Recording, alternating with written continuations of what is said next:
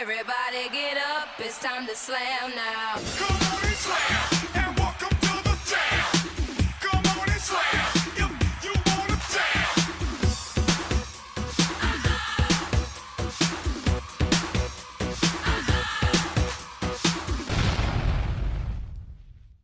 I was born honey thick. A body full of summer's promise, hips like ripe mangoes, arms soft as the flesh of a peach.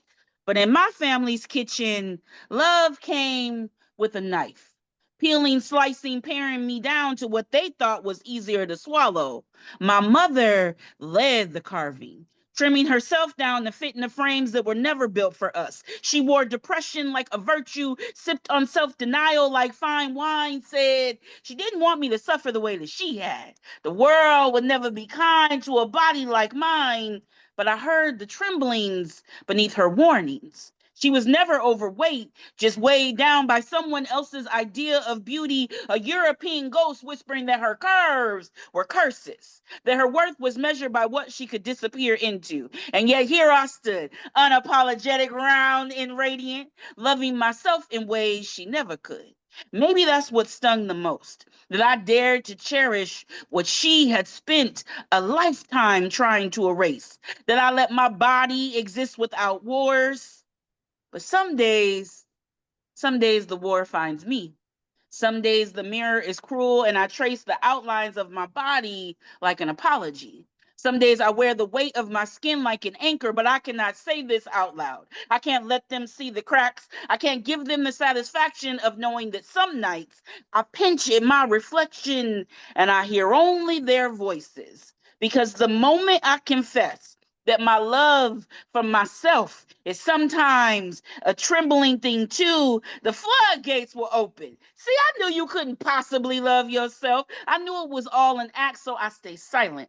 I carry my doubts alone, whisper them into my pillows, let them settle on my chest like fruit left out in the sun.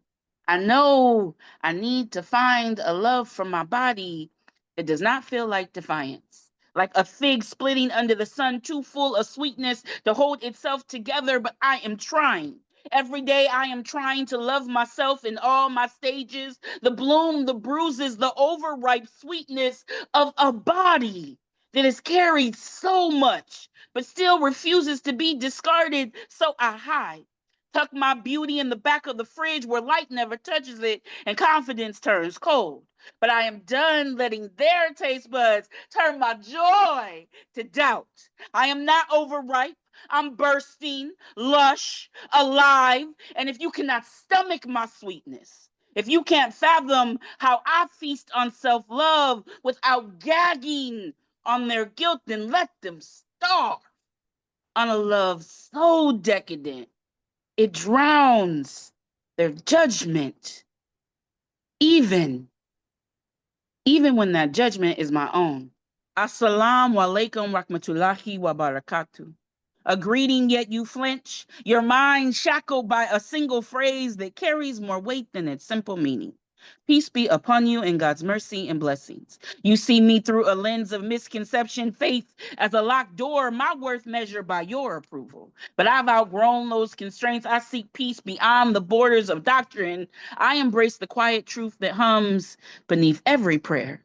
Why burn books and ban questions? Because knowledge is the edifying equalizer, and that scares those who need control to maintain their confused sense of piety. I was baptized Baptist, schooled within a Catholic schoolhouse, cleansed by holy waters, given the sacrament as first communion, scolded in pulpits that preach grace but frowned at pants on women. I was taught silence in the language of sermons, told that obedience was holiness and submission sacred. From the garden to the minaret, from the altar to the ark, they've been writing me out since the beginning. Covered my power in cloth neck to ankle, while men stroll with knees exposed, free to lead, speak to question. Modesty's burden laid at our feet, their weakness, our sin. Across scriptures and sanctuaries, I was called distraction, less than or never enough unless I was quiet, covered, and small. I worshiped beside alabaster hues and Pentecostal pews. I found Islam in my 420s and hate in a stranger's eyes. Why did you blow up those buildings as if my hijab were the subterfuge? I mean the fuse. By my 40s, I knew God was not confined to a single plan, yet I feel like protest for coloring outside the lines you drew without asking. Never discuss religion or politics, they say, but maybe silence is the problem. Isn't it a coincidence how the epicenter of three great faiths rests beneath the same skies? Jerusalem, claimed by Judaism's longing, Christianity's salvation, and Islam's ascension, all tracing back to Abraham, yet still shattering like blood-stained glass by conquest and creed. Everyone wants a corner of what should be common ground, Mecca and meaning marred by man-made borders. Isn't it funny how we all argue over who God loves more, as if heaven has a velvet rope? What if God is not in doctrine, but the breath between us? So I ask again, is it coincidence or calling that the holiest of places rests in the heart of conflict, not to test our faith, but to test our humanity? What if God isn't waiting behind some velvet rope choosing sides? What if God is watching to see who dares to build a bridge instead of drawing a line? Now this poem is both sermon and sword, a sacred archive. See? Who said a woman couldn't preach? For you see, I was but a child with the physical trappings of a woman. Little did I know then that my first time would be the one time I felt the essence of life within me, profoundly changed by a moment's decision disguised as choice. Over the years, you replayed the sonic boom of the voices that led to choices that changed the trajectory of my very human existence as a woman. Greedy doctors who never explained the risk to a mother to embarrass to be a grandmother. The nurses who didn't think I heard them say, it's a girl. A secret never meant to reach my ears. In a room where even with my eyes wide open, I couldn't see anything, could only hear, she's losing too much blood. We're losing her. We're losing her. A womb made barren at 13. The echoes of it still follow me as if my precious baby girl, the one I never met, still calls my name from the void, asking, why didn't you save me? Now at 47, it's etched into the fabric of my very existence. The weight of unspoken shame lurks in every conversation where the women speak of first steps and first words, high school graduations, and children becoming adults. I sit in the hollow silence of my own company. Do you have children? It's always asked so casually, as if the answer could ever be simple. They don't know about the whys. They don't see the invisible scars left by years of silent grief and explanations I never asked to have to give. How do you explain a choice that was never truly yours to begin with? How do you articulate the way a barren womb feels like both a curse and a betrayal, an anchor tied to my soul? They don't understand the shame that clings to me. The societal script that says that womanhood is tied to motherhood, that something is missing, incomplete. I am incomplete if you've never carried life inside you, even though I did just that for 6 whole months. 47 and childless, the questions that come with barely mass shock that feel like daggers. How do you articulate the regret for someone you never met? The life that slipped through my fingers before I even knew how to hold them. Someone who never got to call me mama. So I carry the shame, the weight of a story I never wanted to have as my own. And when they ask, I awkwardly smile because deep down, there are no words to explain a womb made barren at 13. War games. Rodents run amok in bins searching for stale and pungent food, while others, sipping coffee in the luxury and comfort of corporate offices, play games like Star Wars and Russian roulette.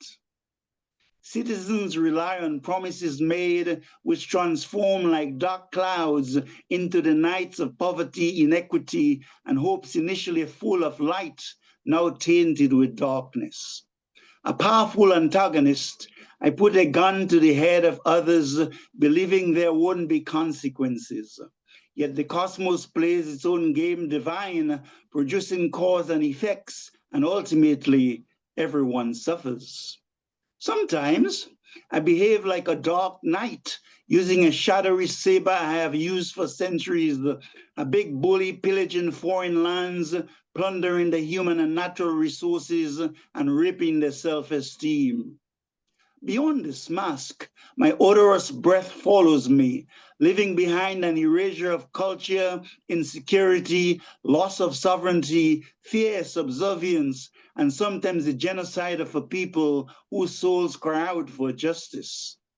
Every good story has a protagonist, and as with cosmic law, love ultimately prevails. Enter a modern day Robin Hood called Yoda.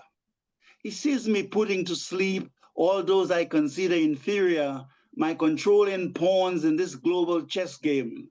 He uses bishops, kings, and queens in games of brilliance much better than I can by nationalizing the resources, negotiating with friendly distant pawns, making me know through the power and eloquence of globally reaching words that I am not in my country, that I should leave. He infuses the marks of love and sacrifice in a leadership free from taint to rebuild anew while striking a symphony of loyalty in its people. Its messages resonate across a golden continent and distant lands, giving hope to a diaspora who has only known trauma and yearns for freedom. Lantern says, "Let us get ready, O diaspora, O people of goodwill everywhere. The game of chess is now heavily decked in our favor, and we will most certainly win." Most people will go their entire lives without knowing what the microwave ring cover is actually for.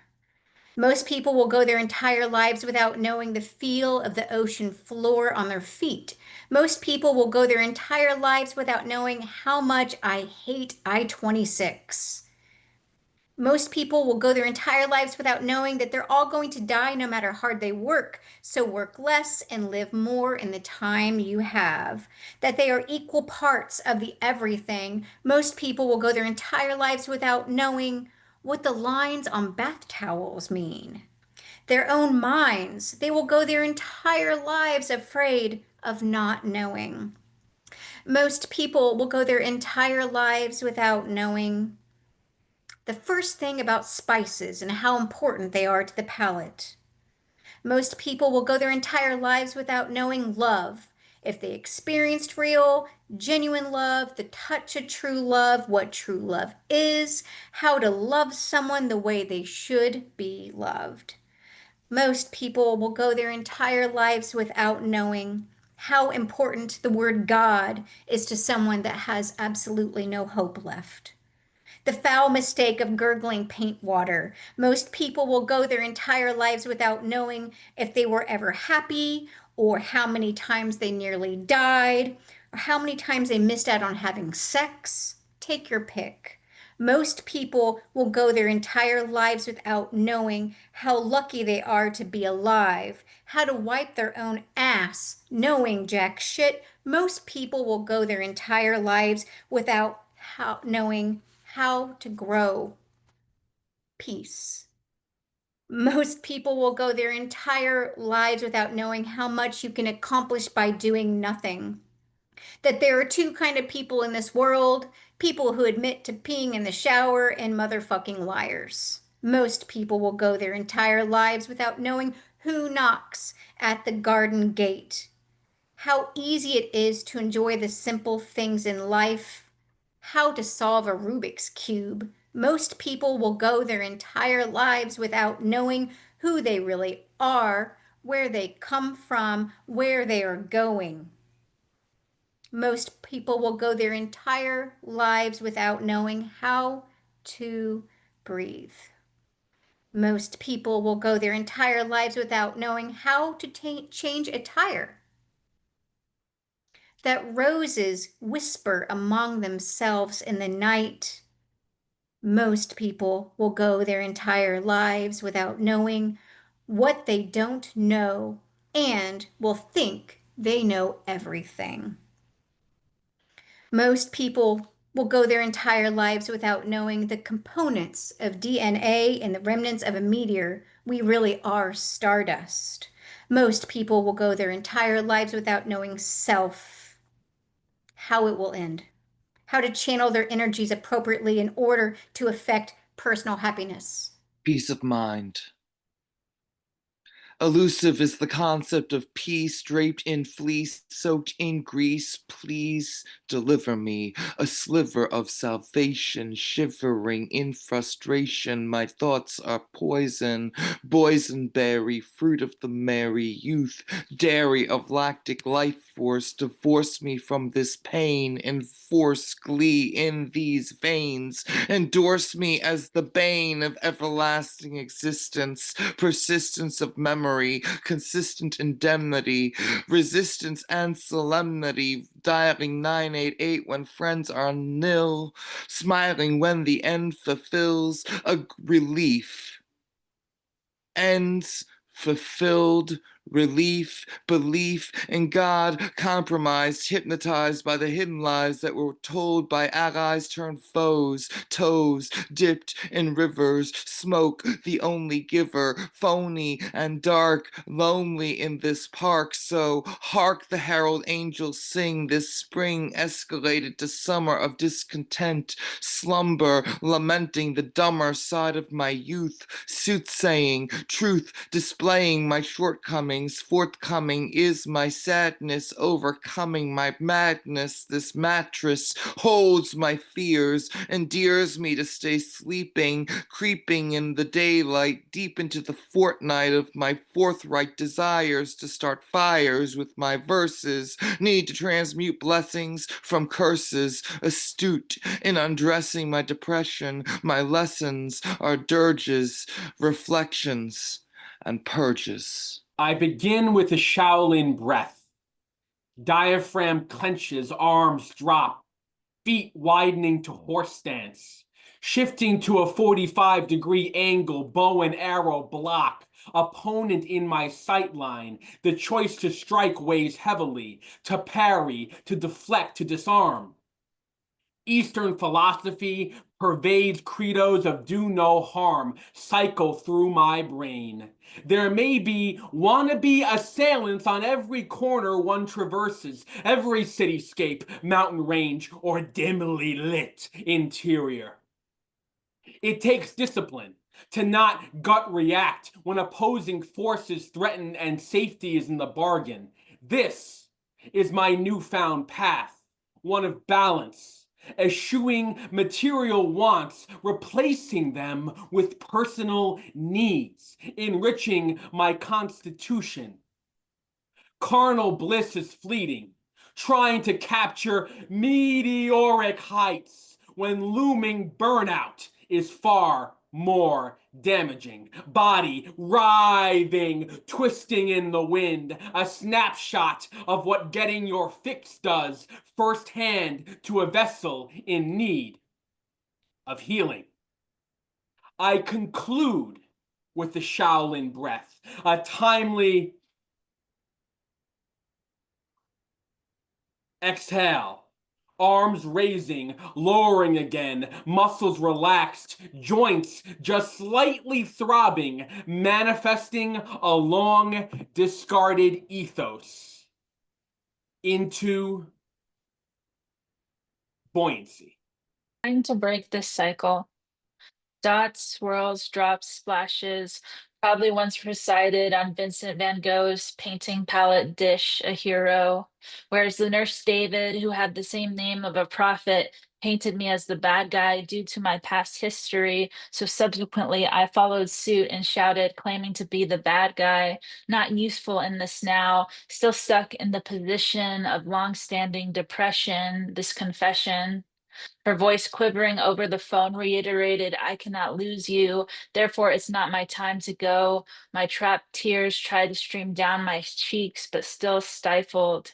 At least I was still able to pursue my destiny, to writing away in the psych ward, not psyched out by the blank page or the half-sized pencil David handed me, but my heart had shrunk in size as I was located in San Francisco, this literary hub. I should have been on the outside, wishing I was dishing out assists on the basketball court, yet I was trapped in the inside. Damn it, when will the subject matter of my poems change? Whatever writing instrument I'm granted with has a will of what needs to be said.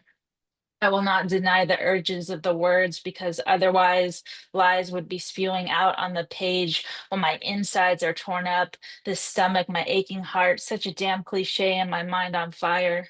No water. And California is in a drought like most of the country, if I remember correctly. The big picture. Who said the iconic phrase, a picture is worth 1,000 words? Then how many pictures is my poem worth? I was tired that those blinds were always shut and I didn't know how to open them in my bare room. I was tired of those random bruises across my arms.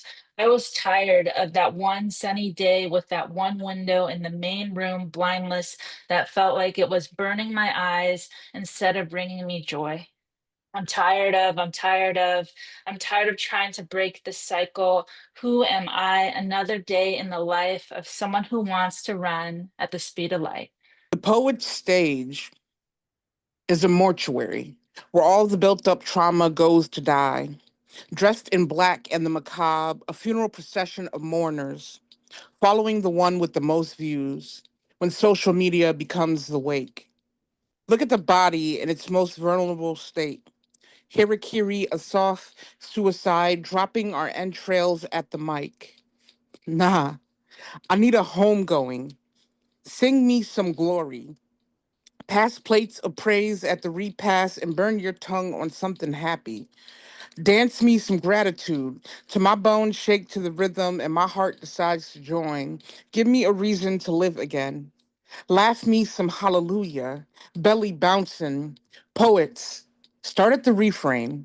Somewhere at the beginning, before the song became a Negro spiritual, when it was ours, just rhythm without the blues, a jazz band in the French Quarter, both beautiful and haunting. Remind me why we picked up our pens in the first place. When we had something to say and speak into existence, manifest me a new reality where this melanin is celebrated as much as these words be. Sing, sing us all some glory. And when it's done, promise you will sing about me. I was going to name the baby James. And then I saw a rainbow hover over my first blessable kids on a Walmart day, and I thought, good idea, God. I should name him Rainbow. But the rainbow turned rusted red in my dream, and the cackle witch was hunting in the pre-dawn. Tight lipped, she pried apart my trial dam, and I heard hungry gulls swoop in. 5 a.m., so cool, and cold light flattens everything.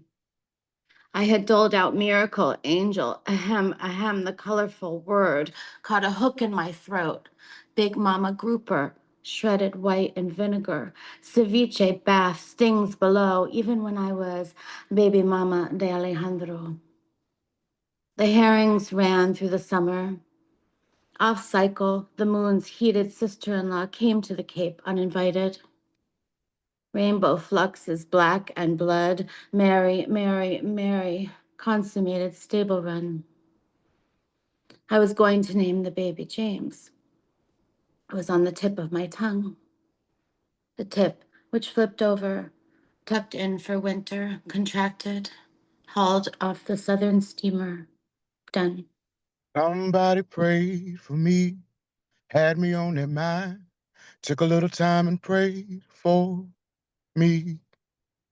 Mrs. Juanita, Stiff, Sutton, my grandmother, my heart, the blood-washed wash tub full of bubbling, faith-baptized Baptists back in them booger woods where the fruit trees used to hang. Her kind of can lifted up to the heavens, so strange, this woman, when she prays. You know we gonna be all right like a Kendrick lyric, like healing. It's in her heels, like it feels any feel she spills through with a foot stomping country gospel. You can feel coming, Miss Juanita, Stiff, Sutton. Be the blessed breeze resting in blessed assurance.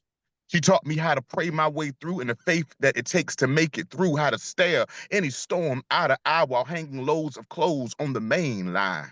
She took a little time and showed me how to unfold my brow, how to decrease wrinkles that worry can cause, reminded me to take in the laundry before the strong winds begin blowing. She'd say, baby, if you're gonna pray, then don't worry, because our God is good all the time, and all the time our God is good, yeah. Even when an unexpected depression blows your sanctuary away. When my grandmother's last breath chased God home to heaven, I became the heavy load soaked in sorrow. The forgotten laundry that ain't get taken in before the rain came, the faith thrown two sheets in the wind when she died. I snapped like old clothespins that lost its connection to the main line. I slipped while trying to get a grip, while spinning in the depths of depression in this tempest of grief, but this grief won't break me today because Mrs. Juanita Stiff Sutton taught me how to have faith, how to pray my way through and what it takes to make it, how to face my storms eye to eye, remembering that God is good all the time. Remembering how to get a grip and find my way back to the main line anytime I find my way lost. To believe in that foot-stomping country gospel in the key of Kendrick, like we gonna be all right. And how to pray my way through after somebody finished praying for me. Pulling me closer to you. Roses and sweet scents, soaring on the pulse of love, self-transcending bliss. Roses and sweet scents, soaring on the pulse of love, self-transcending bliss. Embrace me, O lover, amidst the decor of chandeliers, potted plants, sophisticated lights, and aesthetic music. Let us chase the shadows away, enter a fusion of elegant fire, stirring my heart and serenading the soul with beauty. Since you have come to waltz, my queen, then sing too in my longing. So starlings become alert, and the songbirds within me lament 1,000 times I called, because the delight I now feel within is so much sweeter than tears. Without you, my sons and daughters, my family and surroundings, the very air I breathe becomes not only meaningless, but impossible. This cute portal of longing within my soul is for naught else but to receive your love. Just as thorns protect the tender roses, so too you have come into my story, not to hurt, but facilitate my nurturing. In this sweetest challenge, my gratitude knows no bounds, and I am thankful for the dark nights and long struggles. Initially a hindrance, they ultimately illuminated my path. My cup is filled, and the pendulums of life's vicissitudes has abated. The cool breeze of your smile, the light of Orion and its kindred nebulae, spill off your cheeks like illustrious dawns, hundreds, thousands. I can only think of Helen, whose immaculate beauty launched 1,000 ships. Yet neither the Queen of Troy nor the global appeal of Da Vinci's Mona can compare with the ecstasy you make me feel within. My core melts like butter, running on nothing else but love, the magnificent light of your silhouette, like flowers, flawless in their excellence and best expressed in silence. Now I dare not speak carelessly, lest I devalue your splendor, as we are destined to live in harmony with a love infinitely greater than the one a mother feels for a glimpse of her infant virgin child. So as my heart and soul rejoice, both echo in arias like a whistling willow, they pull me ever closer to you. The signs angrily warned me in the rain. Keep going, change lanes later. Keep going, change lanes later. throughout the bob and weave, the ebb and flow, the hurried touch and go of I-26 traffic on Monday at 8:17 a.m. Fluff mud malaise stirs alongside in the parallel universe of the marshes. My daughter has a soured, carsick belly again, which is hastily mended by squeezable applesauce between her little fingers. I take the Citadel exit, past Peachtree, the Latin Bodega. The gentrified row houses, obvious, like tightly sequestered layers in Aunt Burns' grease jar. Keep going, change lanes later, it says. And finally, to school. This is Marge Piercy's For Strong Women. A strong woman is a woman who is straining. A strong woman is a woman who is standing on tiptoe and lifting a barbell while trying to sing Boris Godunov. A strong woman is a woman at work cleaning out the cesspool of the ages. And while she shovels, she talks about how she doesn't mind crying. It opens the ducts of the eyes, and throwing up develops the stomach muscles, and she goes on shoveling with tears in her nose. A strong woman is a woman in whose head a voice is repeating, I told you so. Ugly, bad girl, bitch, shrill, witch, ballbuster, nag. Nobody will ever love you back. Why aren't you feminine? Why aren't you soft? Why aren't you quiet? Why aren't you dead? A strong woman is a woman determined to do something others are determined not to be done. She is pushing up on the bottom of a lead coffin lid. She is trying to raise a manhole cover with her head. She is trying to butt her way through a steel wall. Her head hurts. People waiting for the hole to be made say, hurry, you're so strong. A strong woman is a woman bleeding inside. A strong woman is a woman making herself strong every morning while her teeth loosen and her back throbs. Every baby a tooth, midwives used to say, and now every battle a scar. A strong woman is a massive scar tissue that aches when it rains, and wounds that bleed when you bump them, and memories that get up in the night and pace in boots to and fro. A strong woman is a woman who craves love like oxygen, or she turns blue choking. A strong woman is a woman who loves strongly and weeps strongly and is strongly terrified and has strong needs. A strong woman is strong in words and action and connection and feeling. She is not strong as a stone, but as a wolf suckling her young. Strength is not in her, but she enacts it as the wind fills a sail. What comforts her is others loving her equally for the strength and for the weakness from which it issues lightning from a cloud. Lightning stuns. In the rain, the clouds disperse. Only water of connection remains flowing through us. Love is what we make, strong is what we make each other. Until we are all strong together, a strong woman is a woman strongly afraid. I'm not going where they condemn me. You're not going there either, friend. Wherever we go, I hope I see you. My breath would be an inferno lighting your path to a place within the heart of another. Aim for inspiration before expiration. For you are antidote and elixir. For you are potion and herbs. Everlasting, manufactured damnation is not the place for you to ever go. Live despite the hate mongers, better than dying by their ignorance. Your ego is a non-negotiable melody. Belt out those bars and ignore the terms of your endangerment. Be still in your convictions. Be active in your existence. Don't let kleptomaniacs steal your dignity, for you will write it out indecipherably and keep it locked in a safe.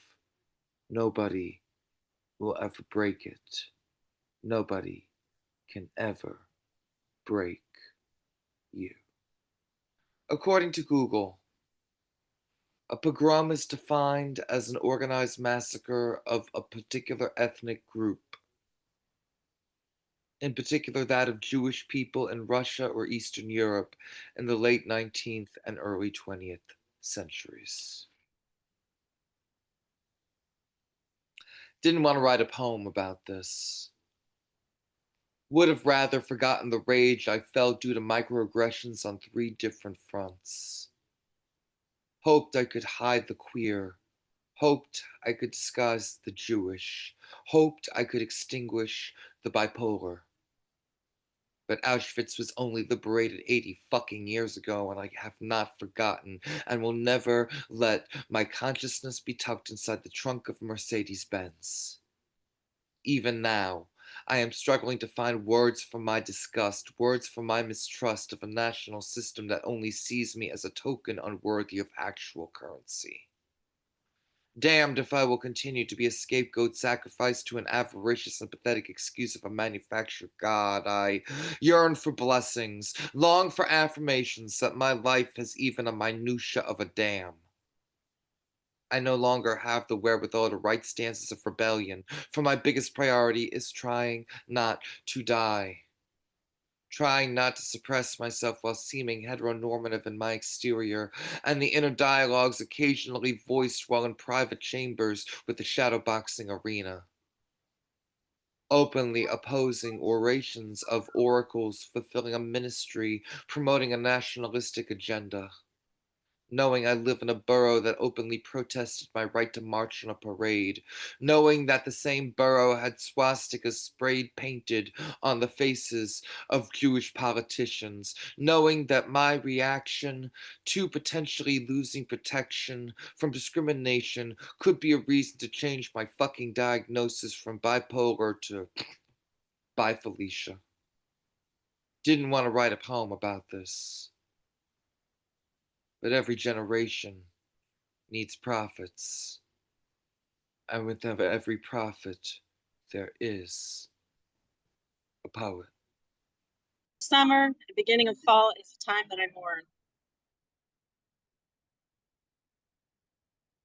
Hours with toes stuck in cool sand, book or phone in hand, the rest of me quietly bakes under the warmth of the sun, bronzing chicken on a rotisserie.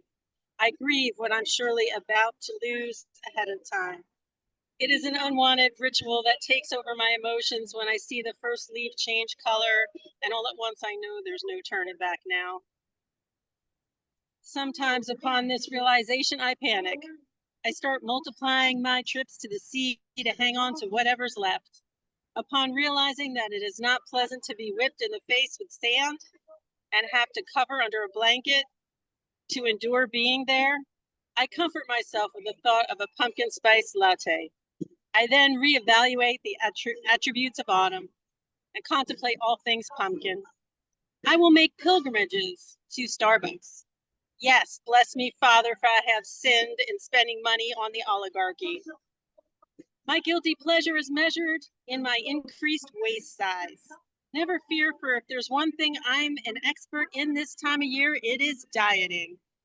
It is an unholy word, but we must dare speak it before the most overindulgent holiday comes upon us.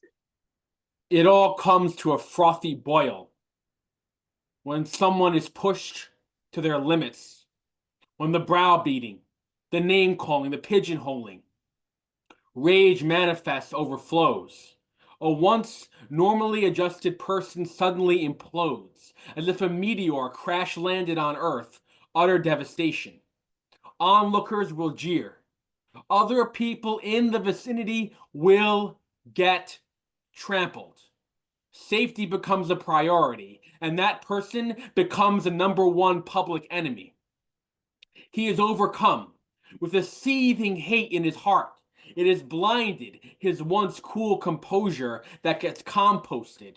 Adrenaline augments his body. He feels flights of superhuman grandiosity, but it's never long lasting. It goes out with a whimper like he does as a bullet exits a chamber to put him down before he causes more damage to a populace that's solely responsible for his unwieldy mental state. He is now a shriveled remnant of the jolly good Samaritan. He no longer greets his neighbors or shines his shoes for work. This no longer his Truman Show, but he'll always be studied for generations. It's January 1945, and Auschwitz is liberated. They say being Jewish is no longer a crime. People march past mass graves, breathing in the stench of freedom, and it starts to smell like a different type of death. But another group, pulled from concentration camps and sent to prison instead, swapped the Star of David for pink triangles. They said being gay-ish is still a crime. Gay men taken from one hell to the next. The words "I love you" became a death sentence in a library where their stories lay untold. Imagine.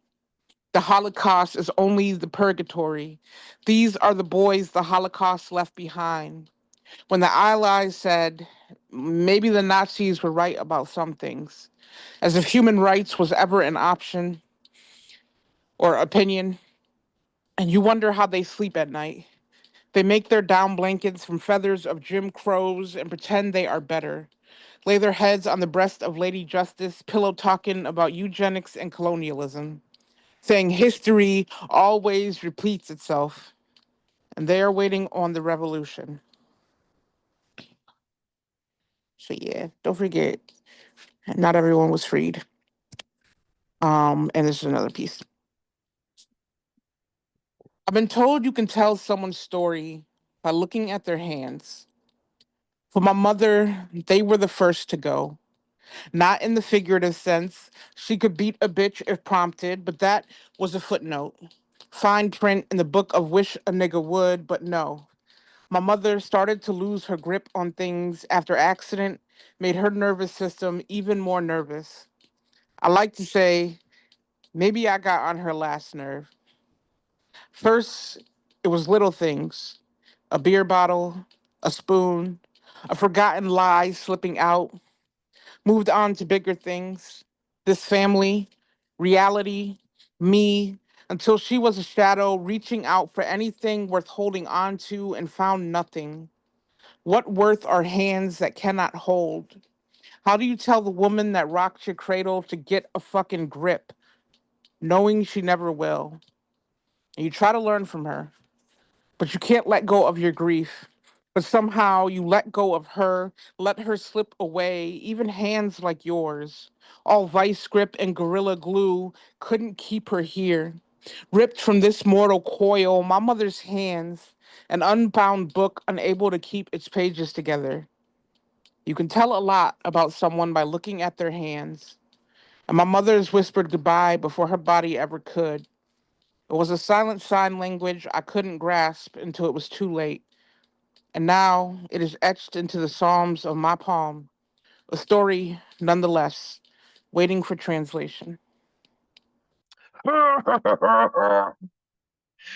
the powers of naughtiness, I demand that this particular drop of food poetry to be really, really hot.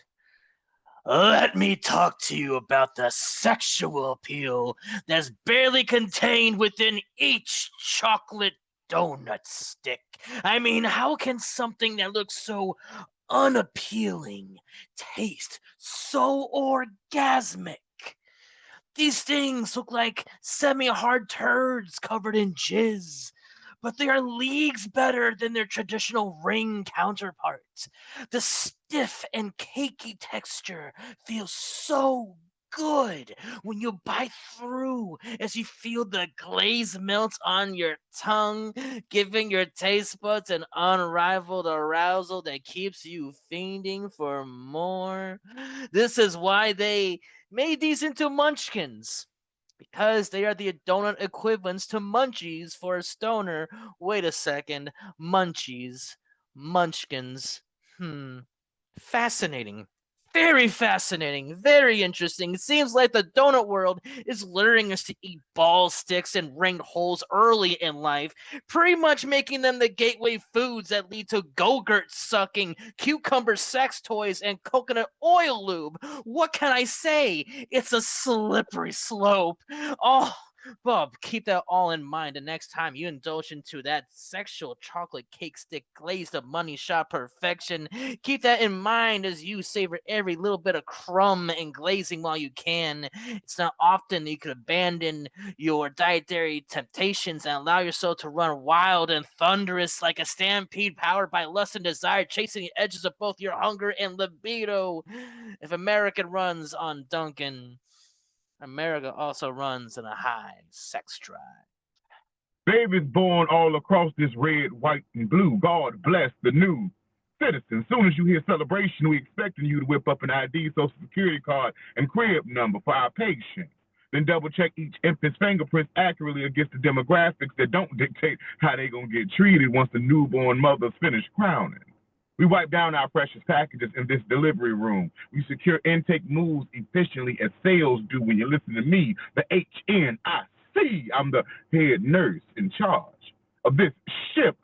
This shift ain't having no problems on this voyage. I know you're new here, but this dirty work is so rewarding, but you can't take all day processing. Bathe and inspect those bundles cheek to cheek. These babies need a nurse and then a swaddle, 100% USA cotton. Pardon the new mother's postpartum while she boo-hooing that empty womb. She need to take all that grief when she leave because she can't stay here too long.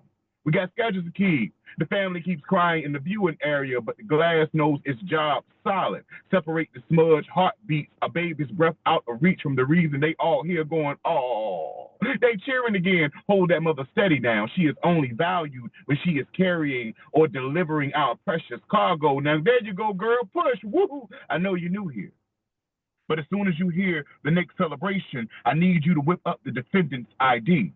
Then accurately double check the inmate's fingerprints against the social security and cot number. After they are showered, spread them cheek to cheek, inspecting each specimen, feeding the machine 3 hots in a cot.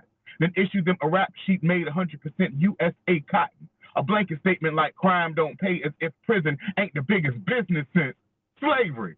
As if prison ain't the only legal way you can be considered a slave. We track these babies' voyage as important as an invoice. We know which institutions they've been flushed through. School works like prison do, clear as a glass pipeline hidden in plain sight. Can't you see all the mothers boo-hooing? They babies kept a baby's breath away. They keep pressing issues in the press and pressing against the glass like they babies ain't been state property. Like they ain't been drowning in litigation since insemination. Since before the birth certificate got wet as a fresh signature on a bill of sale. Hold her steady now. The mother down. Hold her down. Girl, now push. The mother's body be a vessel. Been delivering precious cargo to this country to feed this system, her children. Been flushed through a pipeline in plain sight right before the mother's eyes since kindergarten. No, since this ship ain't strayed from swimming through its triangulated trade. It's like a recycled celebration. Since mama's water keep breaking, she keeps moving. This ship keeps moving. Soon as she do, she know what to do. Push, girl, now push. Hurry up. I said push. I know you knew here, but I already knew you knew what we do here. Do you hear them celebrating the new citizens already on the way? Baby, we counting on you. Get them ready. We get it this like, oh my, I get this chicken at the club, yo. Why is heating up the club food you ain't finished the night before good as a mug the next morning? Like them chicken wings be singing the same way they did the night before, Lord. They both juicy, golden brown, and delicious enough to suck the marrow straight out through the gristle. So when this woman at the karaoke holler, come on, make me wet, daddy, staring at me while a couple of brothers sung some new edition, listen, I said grace over this meat. Because she don't know she finna be the newest addition on my menu. Lord Molly, probably in danger now. She knew not what she was saying. Wow, am I out of bounds? If I slide past her DMs licking all around her bases. About to be dug out till I dig in again. She 8, 7, or 6 times like a countdown to continue. Ready, fight. I wonder if she know this ain't a game. I never been a player, nor do I play with my food. She doesn't see the starving stuck in my wild smile while she all teeth and fluttering eyes. I laugh off her flirtatious ways at first. of all. She don't know this human's nature is the gnaw, the very gristle of everything he see. I'm not me, but I'm hungry. My lips are so good at dipping hot and juicy flesh. Don't she know I would devour her golden brown and delicious self? I mean, I ordered the wings. That means I literally brought the meat with me to her table, asked her if she could eat, made sure she understood that I could feed her if she let me get her moist, likely, but definitely wet. Yes, them club wings are the best, especially when you take them to go. Heat up what you didn't finish the night before, the next morning, and get your mouth all watering, all wet. He wants to rape the museums the same way he raped those children. Make artifacts disappear like immigrants. Like that list his name is all over. And that guy he never hung out with that girlfriend who was convicted of sex trafficking no one. He wants to force a dictatorship on us, the same way he forces himself on women and children, like Jean Carroll in the dressing room of Bergdorf Goodman, like 13-year-old Katie Johnson in that Manhattan apartment. He wants the FBI agents to scrub the museums of his ancestors' crimes, the way they scrubbed that list and the treason committed January 6th, the way they scrub color from neighborhoods. He wants to screw us the same way he would his daughter, the same way he does his victims, small businesses, contractors, people of color, and children. He just takes what he wants, like he did those children's innocence in that penthouse apartment, like the government did Freedman Towns, like he did our health care, children's free lunch, our First Amendment rights. He wants to have his way with the Constitution, treat it like that child he threw money at for an abortion, like that porn star he paid to keep quiet, like our representatives, like justice, like peace, like his friends with private planes and private islands who rape children. But museums are the problem. Let's talk about sex, baby. Let's talk about you and me. Let's talk about all the good things and the bad things that make me. Let's talk about sex. The sweet things, the skin to skin things between you and me. Let's talk about sex. But somewhere between the hook and the verse, between the fantasy and the work, I wonder when the idea of effort outweighed the electricity of touch. When did desire become a chore list, check boxes of energy I no longer had? When did my body start negotiating with a hormone thief named Perry? Ugly head crowning like an uninvited guest, robbing me of the little sensuality I still carried in my palms like prayer beads. I missed the thrill, the reckless abandon, the hunger that used to live under my skin. Now it feels like labor, like I clock in at my own bedroom door, knowing the shift will take more from me than it gives. Let's talk about sex, baby. How it feels when the body betrays the memory of what it used to crave. How the soundtrack still plays, but the stereo skips.